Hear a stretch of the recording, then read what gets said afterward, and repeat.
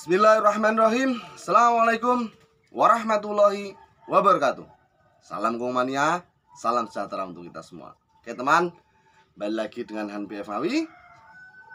Kali ini saya mau membahas tentang khotam perkutut. Ini rada seru, yang mungkin jarang saya bahas di sini di channel saya ini. Ya, oke teman yang baru nonton video saya jangan lupa like, subscribe, nyalakan loncengnya supaya Anda terus bisa mengikuti perkembangan channel saya dan membantu channel ini berkembang. Yang insya Allah seperti janji saya 10%-nya akan buat donasi, dan itu adalah amal Anda semua. Anda dapat ilmu dan juga bisa beramal lewat channel ini. Oke, amin. Semoga teman-teman yang nonton video saya diberi kesehatan, kelancaran dalam mengais rezeki, ya, kesehatan, tentunya berkah untuk keluarga. Amin. Oke teman, kali ini saya mau membahas tentang khotam perkutut, yang mungkin hal ini agak terlihat janggal, ataupun teman-teman yang baru nonton video saya mungkin agak gimana. Biasanya saya membahas tentang peternakan, ya. Langsung saja, sebelum kita membahas tentang khotam perkutut, alangkah baiknya kita tahu asal mula kata khotam tersebut, ya. Khotam itu maksudnya apa? Artinya apa? Kan itu kan bukan bahasa Jawa. Nah, khotam itu bahasa apa, Mas? Setahu saya setahu saya khotam itu bahasa Arab, ya. Khodamun. Khodamun itu termasuk kalimat isim fa'il, ya. Kalimat isim fa'il kalau nggak salah. Ya kalau salah mohon dibenarkan nanti di kolom komentar, ya. Mohon dibenahi di kolom komentar. Karena saya sendiri sudah dari 2008, 2007, 2008 sampai sekarang tidak pernah, ya pernah membaca kitab kuning tapi ala kadarnya. Kalau ada kesalahan mohon dimaklumi. Belajar saya 2008 dulu itu ngajarin seperti itu, ya. Khodamun itu isim fa'il yang anut wazan sulasi mujarot, masuk sulasi mujarot, isim fa'il yang anut wazan fa'ula. Jadi fa'ula yaf'ulu fu'lan wa fa'lan fahuwa fa'alun. Fa'alun. Nah, fa'alun di sini isim fa'il. Kalau masuk khodamun berarti khoduma yakhdumu khutman wa makhduman wa makhdoman fahuwa khodamun. Nah, isim fa'il yang artinya orang yang bekerja. Nah, khodim artinya orang yang meladeni ataupun orang yang melayani. Jadi khodamun itu artinya orang yang melayani. Nah, sampai di sini Anda mestinya paham, ya. Jadi Anda harusnya paham. Khotam itu sesuatu barang yang gaib, yang meladeni, yang menyandingi, ataupun yang bersamaan dengan perkutut. Itulah itu khotam perkutut. Kalau khotam kita ya pembantu kita. Ya, kalau khotam buat manusia ya pembantu kita. Tuh Mas, ada orang yang katanya punya khotam, ya. Itu kan di luar kasat mata kita, ya. Kita membahas saja yang perkutut kita tadi. Kembali lagi. Jadi khodamun itu anut wazan fa'ula, jatuh pada isim fa'il, yang maknanya ketika di fi'il madhinya itu melayani, ya, pelayan, nah, bekerja melayani.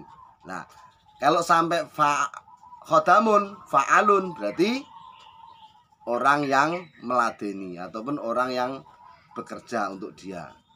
Jadi di sini pesan saya kepada teman-teman, jangan terlalu ekstrim untuk mengartikan khodamun, ya. Khodam itu artinya ya pembantu, Ya, kutut saya ini semua punya khodam. Khodamnya siapa? Khodamnya saya. Karena saya yang melayani berkutut saya. Ya, jadi teman saya, sahabat saya, pandai-pandailah dalam menyikapi dunia perkutut ini. Ya, itu masalah khodam yang pertama. Yang kedua, saya mau membahas lagi tentang hal mistis yang terjadi pada perkutut kita. Mas Han, apakah pernah Mas Han itu mengalami hal mistis, hal di luar nalar kan itu? Saya kira semua orang pernah mengalami, ya, bukan saya saja. Semua orang pernah mengalami hal mistis. Tetapi itu jangkanya lama atau tidak, ya. Karena apa, teman? Barang sesuatu yang fata morgana, yang tidak bisa kasat mata semua orang tahu, itu pun masih jadi pertentangan buat saya sendiri yang memang nggak tahu. Saya sendiri itu awam seperti itu. Ya mungkin kadang melihat ada kepala, ya. Mungkin ada seperti kingkong, ya. Ada seperti gorila duduk termenung. Saya mengkorok kan, mengkorok. Terus saya lihat itu. Saya kadang berpikir, ini halusinasi saya atau beneran? Nah, di sini untuk untuk menetralkan hal-hal tersebut bagi teman-teman saya yang mungkin punya rasa takut dan lain-lain, ketika kita melihat hal yang gaib yang di luar nalar kita, mungkin kutut kan sering berhubungan dengan hal-hal seperti itu. Langkah apa yang harus kita ambil? Ya, langkah apa yang harus kita ambil? Pertama, ketika kita yang kita lihat itu menakutkan, contohnya seperti kepala, ya. Mas Han pernah lihat? Pernah. Pernah lihat. Tapi ya itulah tadi. Saya anggap halusinasi saja kan gitu. Kalau nanti saya tanggapin secara serius, jadinya dia malah kemelinti nanti ya. Jadinya dia malah sombong ke saya. Wah, orang ini takut, saya takutin itu. Jadi pesan saya kepada teman-teman, ketika Anda takut mengalami hal melihat keadaan gaib yang buruk, ya, hal di luar nalar kita, meskipun itu di siang hari ataupun malam hari, pesan saya jangan ditanggapi, ya, seolah-olah nggak tahu saja. Nah, kalau Anda tanggapi, itu akan berbahaya bagi mindset Anda, ya. Karena apa? Kalau keimanan Anda nggak kuat, nanti akhirnya Anda dileming, sering ngomong sendiri, sering cerita ke umum bahwa di sana lihat ini, lihat itu. Dan orang yang kamu ceritakan itu bukan porsinya, bukan tempatnya. Yang ada satu, kalau orang itu suka pada Anda, dia akan menyanjung Anda. Kalau orang yang kamu ajak cerita itu tidak suka dengan Anda, orang tersebut akan merendahkan Anda. Ya, jadi pesan saya, ketika Anda melihat seperti itu, anggap saja Anda tidak melihatnya. Karena apa, teman? Sesuatu seperti itu adalah penggoda, ya, penggoda yang datang, yang kalau kita tanggapi, dia akan merasa senang. Makanya saya sering kejadian, ya mungkin di luar nalar saya, ketika melihara kutut, ada hal-hal entah itu suara, ya, entah itu kadang seperti apapun, saya nggak tanggapi. Karena bagi saya, baik buruk, tetap Allah yang nyetempel. Kalau nggak distempel Allah, berarti nggak mungkin akan terjadi. Tapi orang yang niat jahat kepada kita, terus kita yang kena, bagaimana, Mas? Berarti Allah menguji kita untuk lebih sabar lagi. Nggak usah repot-repot, ya. Nggak usah repot-repot sampai kemana. Orang nyerang kita dalam segi apapun, kalau kita sudah punya keyakinan baik yang dan buruk itu atas izin Allah, narung ditanda tangan di Gusti Allah, gak bakalan mati. Ya, kalau belum distempel oleh Allah Subhanahu wa taala, gak mungkin akan terjadi. Ketika itu terjadi, berarti Allah menguji kita untuk lebih sabar lagi. Simple. Hidup itu sesimpel orang memaidu kita. kata Pak Abdi Suardin, ya, mentor yang saya sering lihat. Ya, jadi pertama khodam, ya, khodam, paham kan?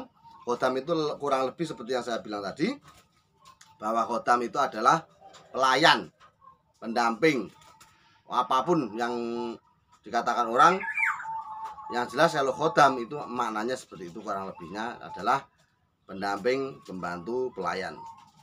Ya, jadi saya itu khodam perkutut saya, karena saya ternak perkutut dan saya pembantu perkutut saya yang menyiapkan makan minum setiap hari, membersihkan kotoran. Nah, ini khodam yang terlihat. Nah, itu yang kedua, masalah membahas hal gaib yang datang kepada kita ketika kita memelihara perkutut. Jadi pikiran kita yang netral saja, jangan berpikir yang negatif. Sekali kita berpikir negatif, maka otak kita itu akan membuat opini yang negatif. Kalau otak kita membuat opini yang negatif, hati kita pun akan ikut negatif. Ya, gunakan hati sebelum berpikir. Ya, orang itu kadang yang sering terjadi, dipikirkan baru dimasukkan ke hati. Padahal harusnya hati dulu yang merasa, baru disalurkan ke pikiran. Beda loh ya. Jadi beda. Anda berkata Allah di hati, dinaikkan ke pikiran, dengan bicara Allah dinaik dari pikiran dimasukkan ke hati. Beda. Rasanya beda. Nah, rasanya beda. Nah, yang kedua. Yang ketiga, saya mau membahas tentang sistem perdagangan perkutut. Sistem perdagangan perkutut. Yang saya bahas di sini ya lokal alam ya lokal ternak. Bedanya apa, Mas? Lokal alam, lokal ternak. Lokal alam itu yang hidup di alam, lokal ternak yang hidup yang di ternak manusia. Semuanya aslinya dulu dari awal alam. Ya, semua perkutut dulunya dari alam. Nggak ada kutut yang netas di tangan manusia, nggak ada. Ada ya kalau sudah diternak. Nah, gitu. Ya, lanjut. Kutut akan bertahan lama, penjualan dan lain-lainnya. Karena apa? Satu, ya, mengandung budaya. Dua, mengandung mistis. Tiga, punya keanehan-keanehan yang terus akan membuat pecintanya penasaran sampai kapanpun. Ya, tiga hal ini yang mempengaruhi perdagangan perkutut akan terus berjalan. Insya Allah beda dengan burung-burung lainnya. Ya, di sini teman-teman yang tanya sampai kapan penjualan perkutut ini akan bertahan, jawabannya ini. Ya, lu Mas, tapi saya sudah jualan Mas. Mas, tapi saya dagangnya susah Mas. Nah, pola pikir seperti ini yang harus Anda rubah. Harusnya Anda tanya, Mas, kenapa perdagangan saya susah? Mas, kenapa saya sulit jualan? Nah, kalau Anda tanya begitu kepada saya, langsung saya jawab, tonton video-video dalam YouTube. Banyak pelajaran, banyak ilmu di sana tentang masalah edukasi perdagangan. Bisa Anda pelajari. Nah, tinggal ditonton. Ya, setelah tonton, dikombinasi. Ya, semua ilmu dalam perdagangan, ilmu jalan itu ya ilmu perdagangan, ilmu perkutut, pertanian dan lain-lain. Itu tidak serta-merta plek itu harus dijalankan, tetapi yang kita lihat, ilmu yang kita dengar itu dimodifikasi sedemikian rupa sesuai karakter kita, sesuai kebutuhan kita, baru dieksplor. Nah, itu tiga hal pagi ini membahas bersama Hanbi Mawi. Semoga berkah untuk kita semua. Selamat beraktivitas. Semoga teman-teman diberi kesehatan, lancar dalam usahanya, berkah untuk keluarga, manfaat di dini wa dunya wal akhirah. Amin. Salam. Ngikutut sope patut.